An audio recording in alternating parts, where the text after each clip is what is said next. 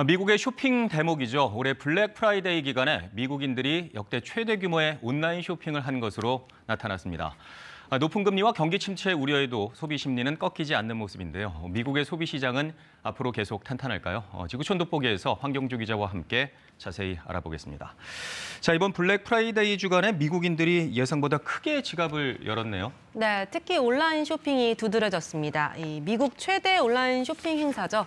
지난달 28일 사이버 먼데이에 미국 소비자들이 113억 달러를 지출한 걸로 집계됐습니다. 우리 돈으로 따지면 15조 원이 넘는데요. 지난해 사이버 먼데이보다 6% 가까이 늘어난 소비 액수로 하루 온라인 매출 규모로는 사상 최대입니다. 팬데믹이 끝나가면서 오프라인 쇼핑도 꽤 선전했는데요. 마스터카드는 블랙 프라이데이 당일인 지난달 25일 오프라인 상점 매출이 지난해보다 12% 증가했다고 밝혔습니다. I just got a new grandbaby, so I'm going grandbaby shopping as well. And then I have a little birthday party brunch on Sunday, so I need to get me a nice little outfit. 추수감사절에서 블랙 프라이데이, 사이버 먼데이까지 이어지는 이른바 사이버 5, 5일간의 긴 쇼핑 대목이죠. 미국 소매협회는 이 기간 동안 오프라인 통틀어서 1억 9천만 명이 넘는 사람이 쇼핑에 나서서 역대 최다를 기록했다고 밝혔습니다. 네, 물가도 금리도 천정부지로 치솟고 있는 상황인데요. 미국의 소비 심리는 꺾이지 않고 있는 모습이네요. 네, 이 고물가의 소비 심리가 좀 움츠러든 건 사실이지만 기업들이 기대 이상의 할인 행사를 크게 하면서 소비자들의 마음을 돌렸다는 분석이 나옵니다. 특히 게임기와 장난감, 가전제품 등의 활약이 두드러졌습니다. Cyber Monday started out, I would say, probably a little more electronics focused. So a lot of PS5s, a lot of Xboxes, a lot of video games.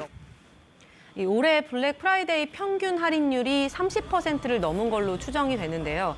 지난해의 28%보다도 높고 팬데믹 직전인 2019년과 비슷한 수치입니다.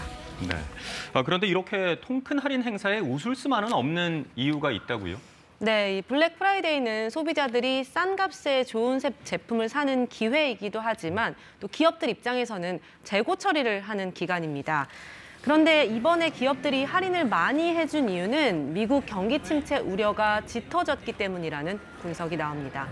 이 뉴욕타임스는 블랙 프라이데이 이틀 뒤인 지난달 27일 소매업자들이 소비자들을 유혹하기 위해 더욱 노력하는 이유라는 이름의 기사를 내놨는데요.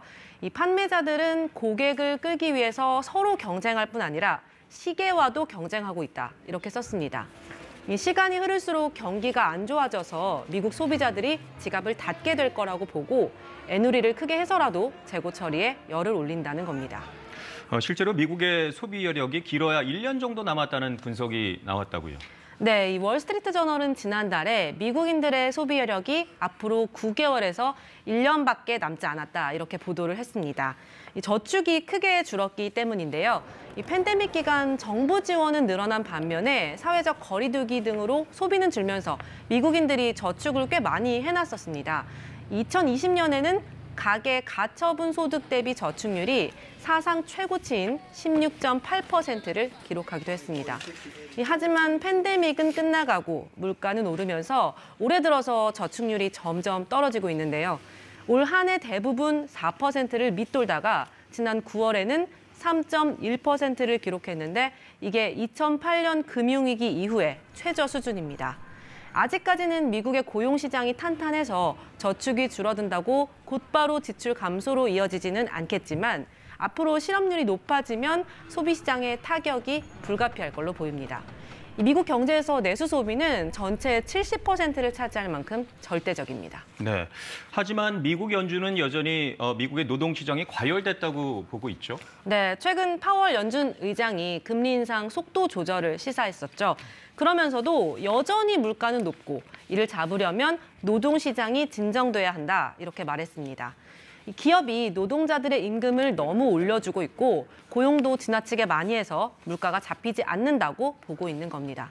앞으로 실업률이 올라가더라도 강력한 긴축이 계속돼야 한다는 뜻으로 해석됩니다. 연준의 이런 기조 속에서 미국 고용시장에도 슬슬 찬바람이 불고 있는데요.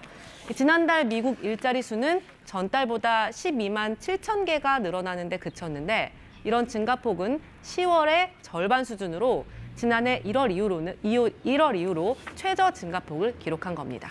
지금까지 지구촌 돋보기 황경주였습니다.